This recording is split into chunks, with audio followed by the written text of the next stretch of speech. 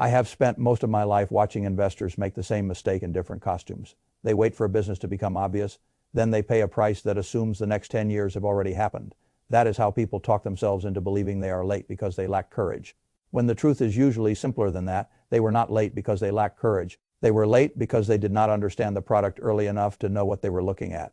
When people look back at a stock like Nvidia and see $10,000 turning into a figure that sounds almost absurd, they tell the story backward.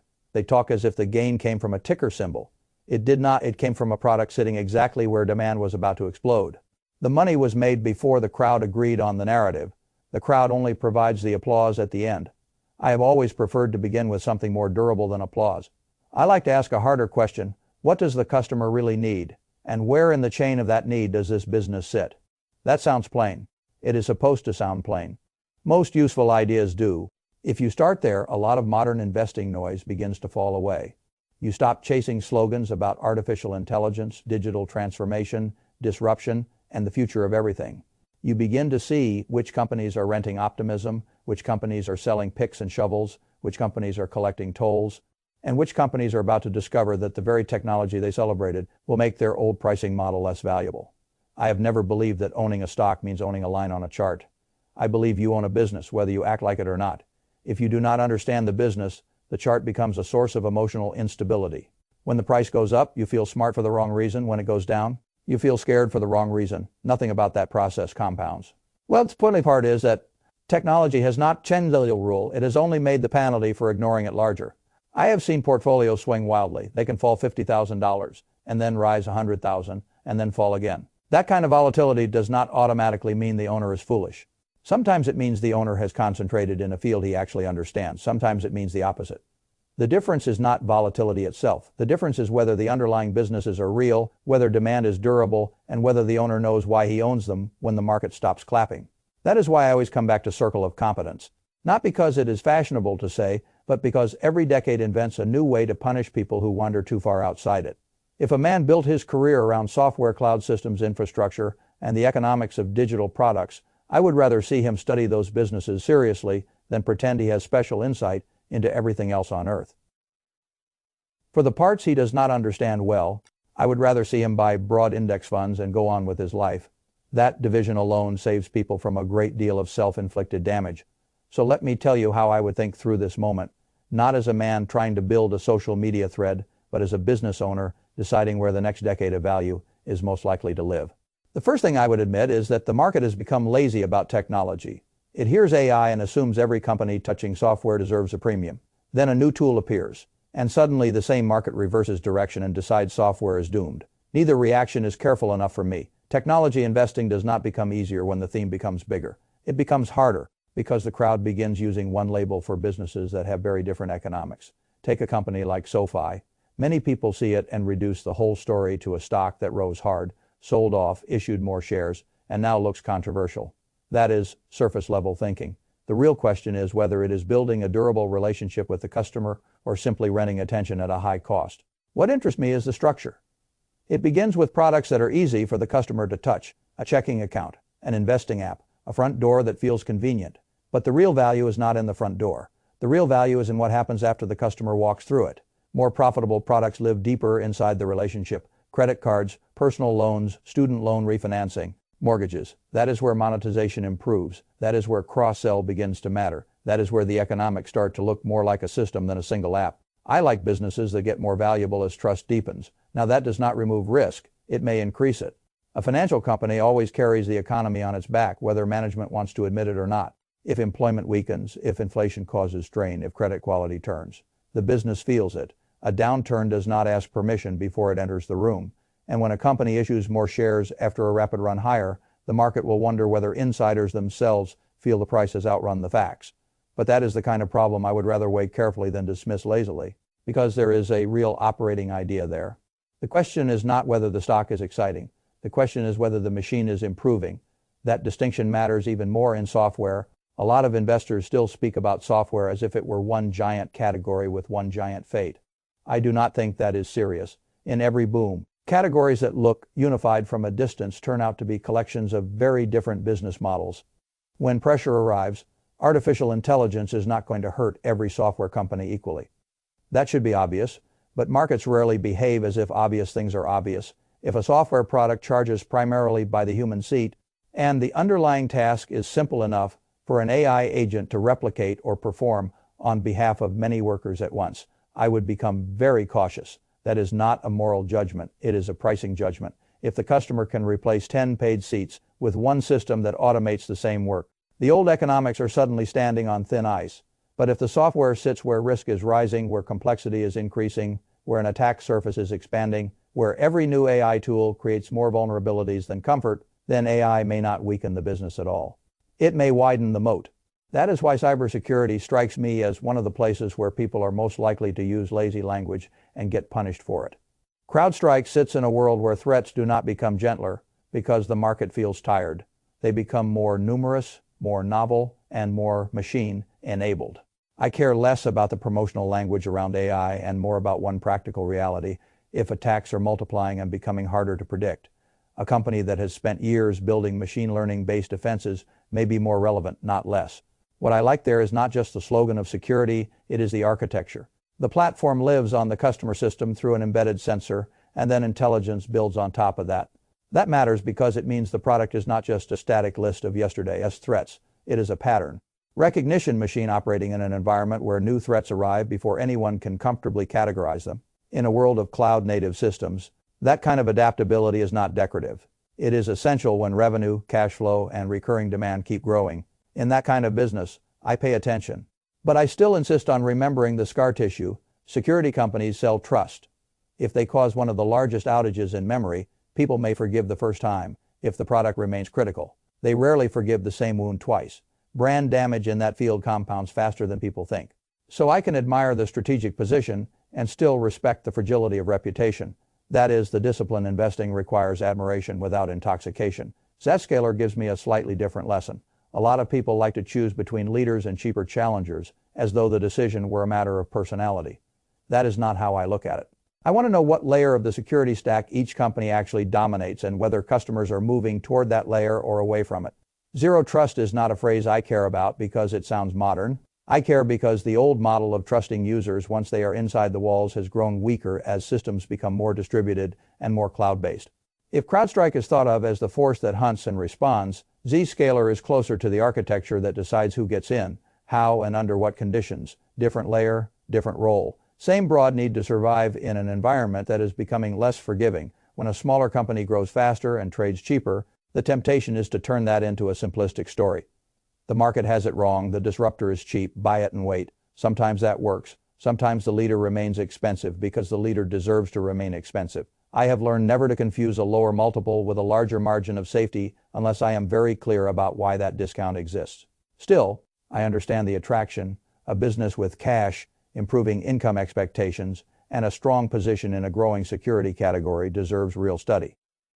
Datadog is where the story becomes even more interesting to me, because it illustrates one of the deepest mistakes investors make when new technology arrives. They focus on what the customer sees and ignore what the system needs. The customer sees chatbots, image generation, coding assistants, agents, and all the colorful surface activity. But all of that rests on data, observability, monitoring, and the machinery required to understand what is happening inside sprawling digital systems. Data may be the least romantic part of the AI story, but romance has never been a reliable source of returns. I am always drawn to businesses that become more useful as the system grows more complex. Datadog does not rely on a simple per-seat charge in the way many more vulnerable software names do. It is tied to usage. More data flowing through the platform means more value created and more revenue captured. That is a very different economic posture in an age where the number of human workers touching a workflow may matter less over time than the volume of digital activity surrounding that workflow. That difference may look technical. It is actually fundamental if AI causes the amount of data, monitoring, model observation, infrastructure measurement, and systems oversight to rise. Then a usage-based observability platform could benefit from the very trend that scares investors in other software categories. In other words, some boats sink because the tide changed, some rise because the tide became more violent. The important thing is not to speak about all boats at once. What also interests me is the possibility that data infrastructure can become more than a utility. Once you become the place where the customer's digital reality is visible, adjacent opportunities appear. Observability can evolve, analytics can deepen. AI systems themselves need monitoring. A company that already lives in that environment may not have to invent a whole new identity to participate in the next layer of value. That does not mean I would ignore valuation. Growth can seduce people into believing every premium is deserved forever. It never is. But I would rather worry about paying a little too much for a strategically strengthening business than pay a seemingly cheap price for a business whose entire charging logic is about to be undermined by the tools of the future. Now let me say something that may sound old-fashioned, because it is old-fashioned. Most people should not build their financial future on the hope that they can outsmart every professional in the market, while also managing a job, a family, and the basic mess of daily life. That is not cynicism. That is arithmetic dressed as humility. This is why broad market indexing remains one of the greatest financial gifts ever handed to ordinary people. When I recommend an S&P 500 index fund, I am not saying the market is perfectly priced. I am saying that over long stretches, the average active manager, especially after taxes and fees, has not justified the confidence people place in him. The evidence has piled up year after year. Many professionals work hard, very few overcome the friction. So a fund like VO still strikes me as a rational foundation. It lets a person own a piece of the strongest public businesses in America without having to pretend he is smarter than every money manager who wakes up before dawn to compete for the same edge. Of course, even that comes with nuance. The index has become concentrated in a handful of enormous winners. Buy the index today and you are not buying some evenly spread abstraction of the economy. You are buying a structure in which a relatively small number of giant technology firms matter a great deal. That concentration can help during a boom and become uncomfortable when leadership narrows or sentiment turns. That is one reason international exposure can still make sense. Vexus is not glamorous. It does not show up in cocktail party stories the way a hot software name does. But broad exposure outside the United States reminds investors that the world is larger than one market and one narrative. It also reminds them that diversification feels unnecessary right before it becomes useful. And then there is something like small cap growth through a vehicle such as VBK. I would not confuse that with safety. It is inherently more volatile. But as part of a broader disciplined framework, it can keep an investor connected to entrepreneurial energy without forcing him to bet his future on one tiny company and one charming pitch deck. Indexing does something important psychologically. It lowers the number of ego-driven decisions. That alone improves many outcomes. But I also understand why some investors want to own selected businesses where demand growth is obvious and supply is constrained. In that category, energy for AI infrastructure becomes hard to ignore. When I see the scale of spending aimed at data centers, I do not stop at the chip maker. I ask what every one of those machines will need to keep breathing. The answer is electricity, immense amounts of it, more than most people casually appreciate. This is where Constellation Energy becomes interesting. The market often behaves as if intelligence lives only in software. The physical world eventually reminds us that intelligence has a utility bill. Data centers are not ideas floating in air. They are concrete, steel, cooling, wires, land, and power. If demand for computing rises faster than power supply can adjust, the providers of that power occupy a strategic position whether Wall Street treats them as fashionable or not. Nuclear power has lived for years in a strange emotional category. People want clean, abundant, reliable energy in the abstract, but they carry memories of disaster in the concrete. That tension slowed investment, slowed expansion, and kept much of the industry from enjoying the kind of enthusiasm often granted to newer stories. Yet the math of modern infrastructure has a way of forcing old debates back onto the table.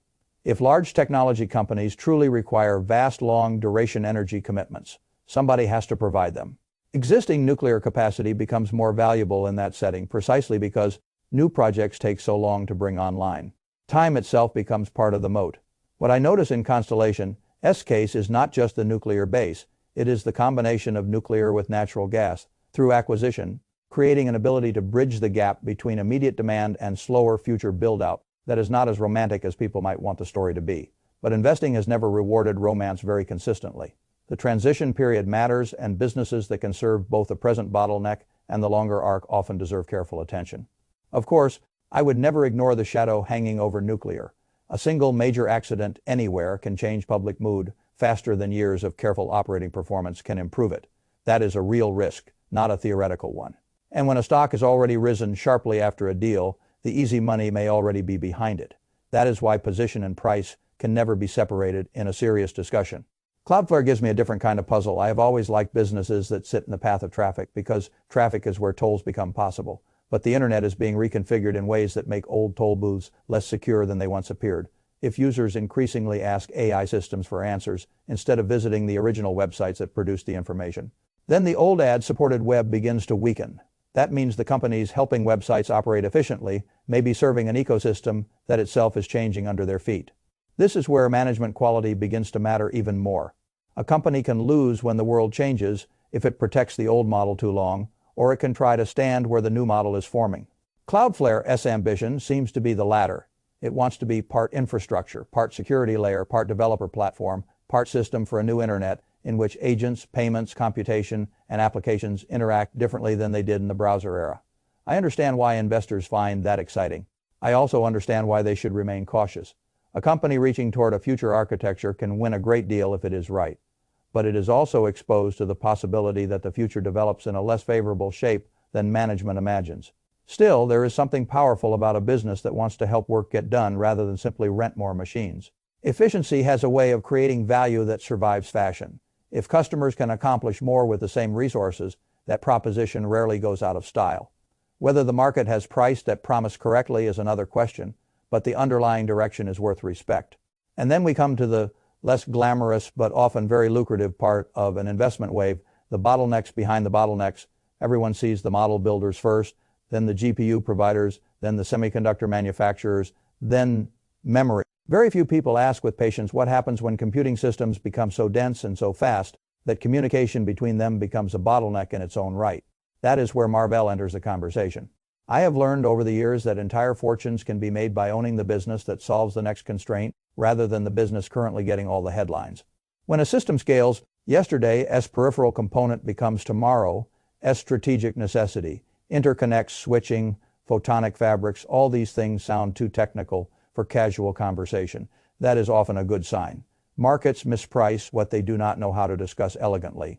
If AI infrastructure continues expanding, speed within a chip is not the whole game. Speed between chips, between systems, across data center architectures begins to matter a great deal. A company shedding peripheral businesses and moving harder toward that infrastructure layer is making a very specific bet about where the value chain is going. That does not mean success is automatic. Competition from stronger incumbents is real.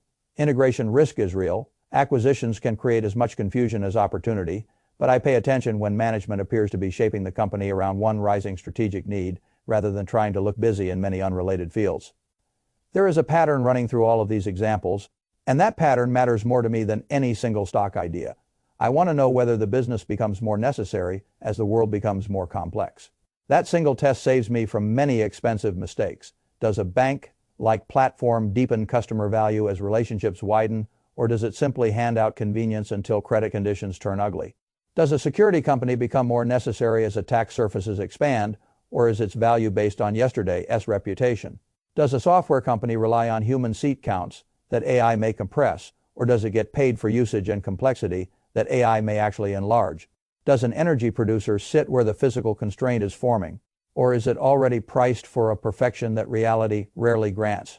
Does an internet infrastructure company stand close enough to the next architecture to matter, or does it merely describe the future better than it can own it? Does a semiconductor infrastructure company solve the next real bottleneck, or is it just borrowing excitement from the broader theme? Those are business questions.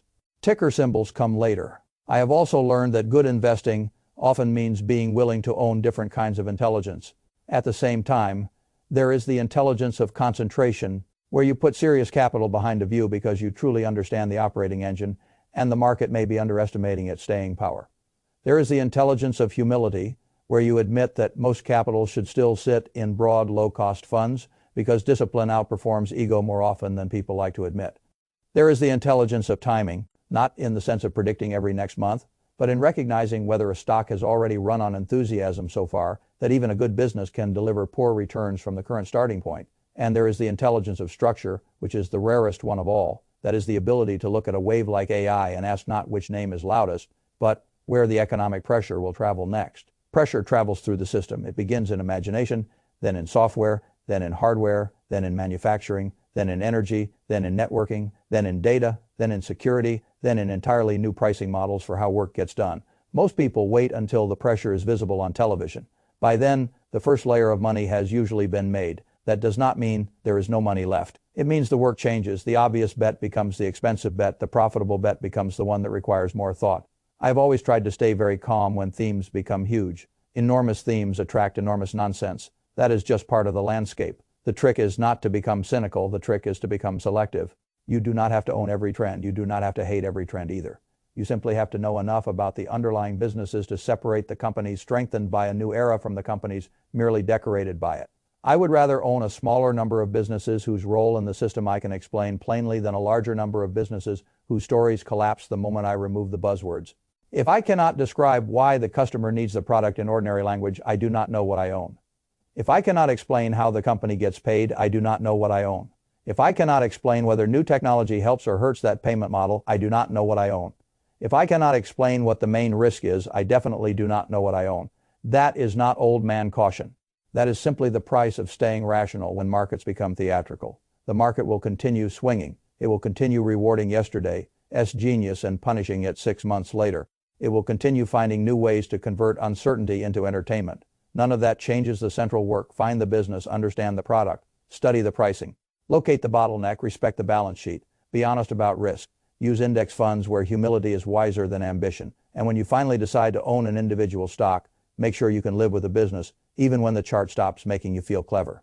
That last line may be the most important one. A stock that rises can flatter you. A business that compounds can free you.